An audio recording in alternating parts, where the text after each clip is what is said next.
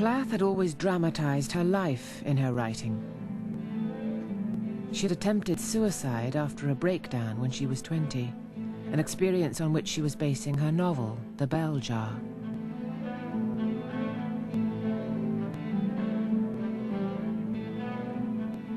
In her poetry, she was becoming even more adept at turning emotional trauma into art, but the intensity of this process made it a high-risk enterprise.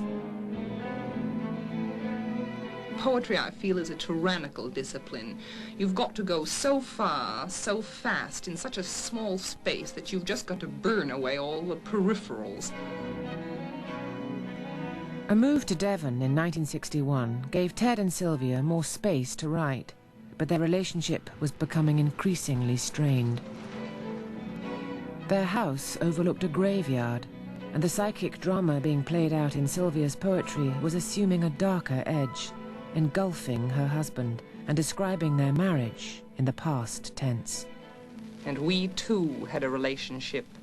Tight wires between us, pegs too deep to uproot, and a mind like a ring, sliding shut on some quick thing, the constriction killing me also.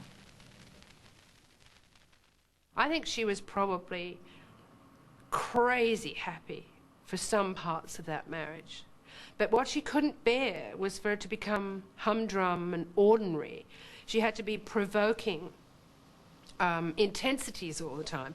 And I really think that Ted had to run for his life. He was in deep trouble there. He attracted destructive women, and women who can't destroy anything else will destroy themselves. In the autumn of 1962, Ted moved out after Sylvia discovered that he'd begun an affair with Assia Wevel, the woman who'd taken on their former London flat. After embarking on a phase of writing which produced her most searing poems but brought her deepest anguish to the surface, Sylvia moved back to Primrose Hill, to a house with a poetic history, to face a bleak winter. For most of Britain, the 26th of December turned out to be everything a Boxing Day should be. The snow came down and lay where it fell, and the holiday was somehow complete.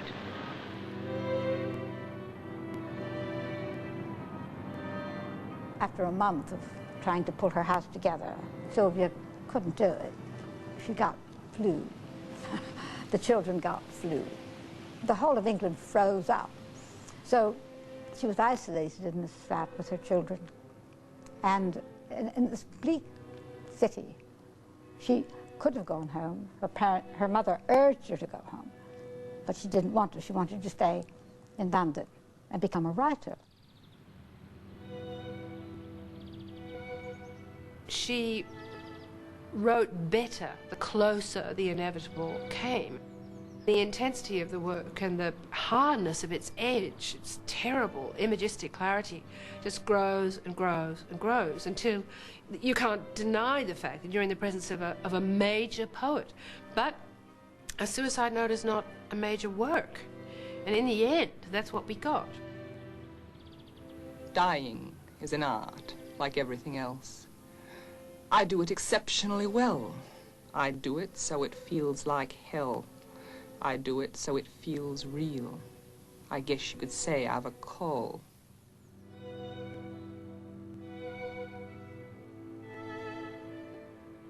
She was much more disturbed than I, for one, realized. I also think that she set up the suicide attempt in order to be saved. She left the doctor's name.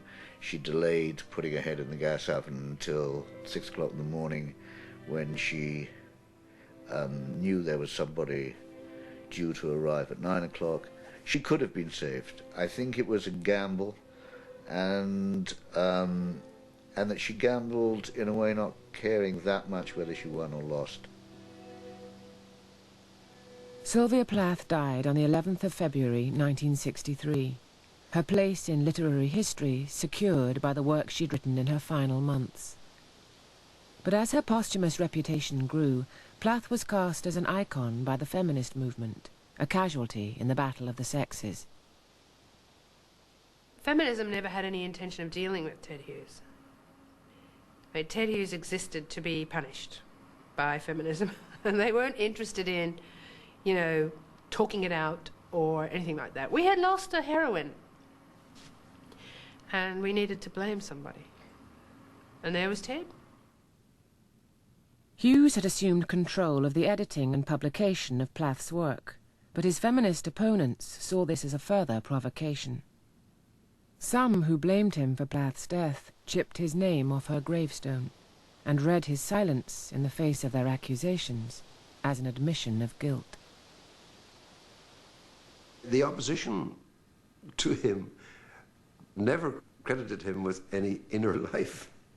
He was just like some ogre. And the fact is that he was one of the poet geniuses of the later half of the century.